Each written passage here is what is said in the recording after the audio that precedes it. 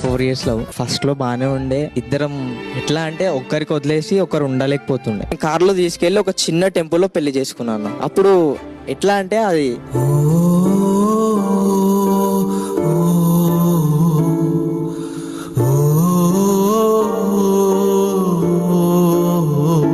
Marriage చేసుకున్న ఒక next day కి తన ఫోన్ వాళ్ళ ఫ్యామిలీ వాళ్ళు హ్యాక్ చేసి ఎవరి త్రూ లో మాట్లాడుతుందో, అసలు ఎవరితో మాట్లాడుతుందంటే నేను వచ్చిన. అదే టైంలో నేను ఆఫీస్ నుంచి వస్తున్న టైంలోనే నన్ను మా ఇంటి ముందే కొట్టేసారు అన్న.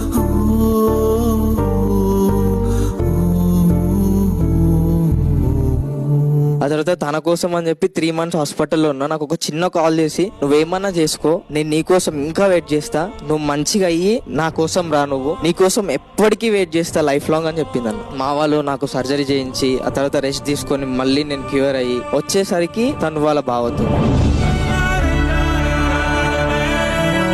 నెక్స్ట్ డే వచ్చింది. నెక్స్ట్ డే వచ్చి నీకు సర్ప్రైజ్ ఇస్తున్నా, ఒక ప్లేస్ కి తీసుకెళ్ళింది అన్న. తప్పు ఒప్పుకుంది అని చెప్పేసి నేను యాక్సెప్ట్ చేసి తీసుకుని పోయేసరికి వాళ్ళ మామయ్య వాళ్ళని తీసుకొచ్చి కుట్టిపిచ్చేసింది అన్న. ఇప్పటికీ 2 times స్ట్రోక్ వచ్చింది తన గురించి ఆలోచించి. ఇంకొకసారి వస్తే నేను బ్రతకను అని కూడా తెలుసు.